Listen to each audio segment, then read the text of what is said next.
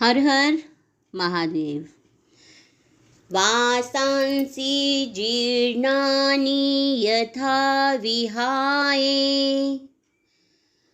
नवानि गृह्णाति नरोऽपराणि तथा शरीराणि विहाय जीर्णानि अन्यानि संयाति नवानि देहि।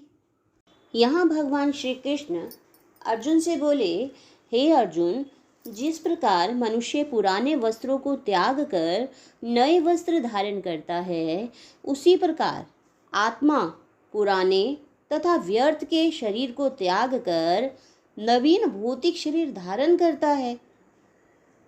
देखिए, अनु आत्मा द्वारा शरीर का परिवर्तन जो है वो लगातार होता ही रहता है।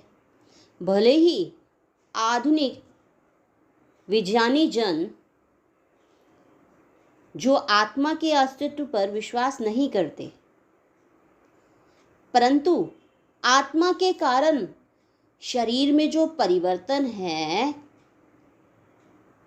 उसको मानने के लिए, उसे स्वीकार करने के लिए बाध्य तो है ही। जैसे परिवर्तन बाल्यावस्था में, कुमार अवस्था में, तरुण अवस्था में या वृद्धावस्था में लगातार होते ही रहते हैं। इन परिवर्तनों को नकारा तो नहीं जा सकता। इस शरीर को चलाने वाला कोई तो है। इस शरीर को चलाने वाला क्या है? हमारी आत्मा। और आत्मा सत्य है। देखिए, इसका भाव इस तरह से भी समझ सकते हैं।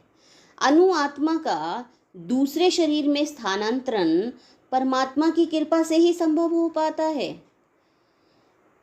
जी हाँ, वह परमात्मा चाहे तो आत्मा का एक शरीर से दूसरे शरीर में जाना संभव हो जाता है। और परमात्मा उस आत्मा की इच्छाओं की पूर्ति उसी तरह करते हैं जिस तरह एक मित्र दूसरे की इच्छा को पूरा करता है। मुंडक तथा श्वेताश्वर उपनिषदों में भी आत्मा तथा परमात्मा की उपमा दो मित्र पक्षियों से की गई है जो एक ही वृक्ष पर बैठे हैं। देखिए, वह आत्मा भी और परमात्मा भी।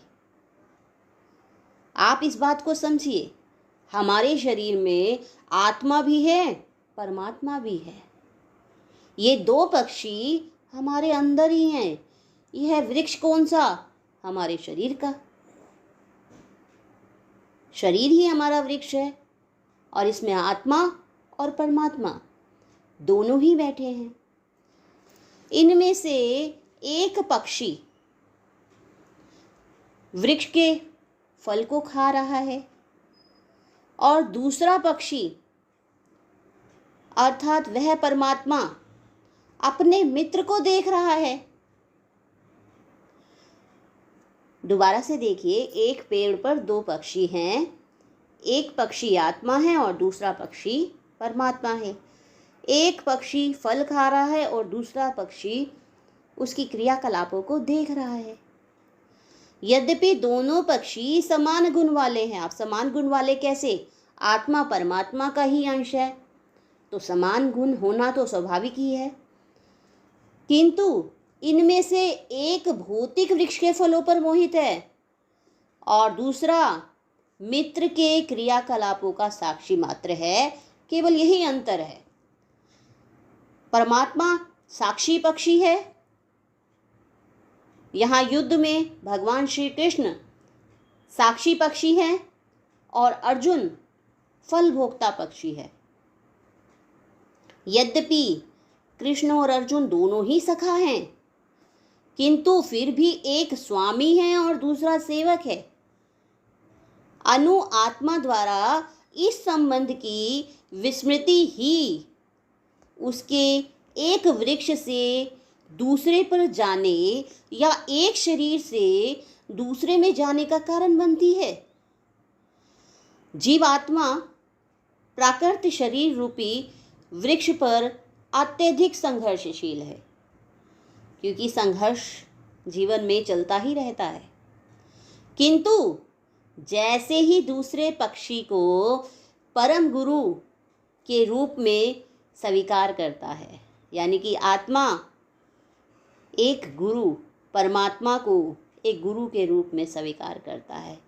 जैसे युद्ध में अर्जुन ने भगवान श्री कृष्ण का उपदेश ग्रहण करने के लिए स्वेच्छा से ही उनकी शरण में चले जाते हैं, उन्हें गुरु मानते हैं, और जैसे ही वे गुरु की शरण में जाते हैं, उस पक्षी यानी कि अर्जुन की सारे शोक विमुक्त हो जाते हैं।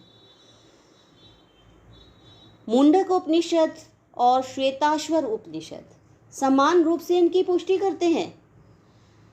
जबकि दोनों ही पक्षी एक वृक्ष पर बैठे हैं, किंतु एक फल खाने वाला है और वह विषाद में है, चिंता में है।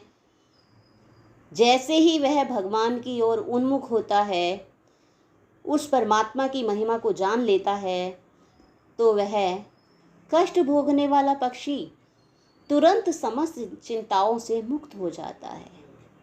जब अर्जुन ने अपना मुख शाश्वत मित्र कृष्ण की ओर फेरा और उनसे भगवत गीता समझा, यानी कि सही उपदेश समझा, तो इस पर वह शोक से मुक्त हो गया।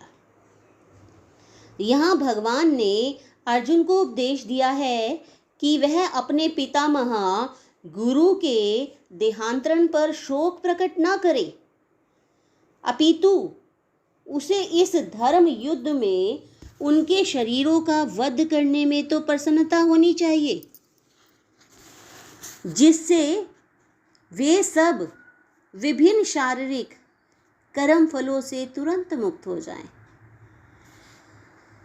बलि वेदी पर या धर्म युद्ध में प्राणों को अर्पित करने वाला व्यक्ति तुरंत शारीरिक पापों से मुक्त हो जाता है और उच्च लोक को प्राप्त होता है। इसलिए हे अर्जुन, तुम्हारे द्वारा शोक करना बिल्कुल व्यर्थ है, उचित नहीं है। अब तुम शोक मत करो। As a person puts on new garments, giving up old ones, the soul similarly accepts new material bodies, giving up the old and useless ones.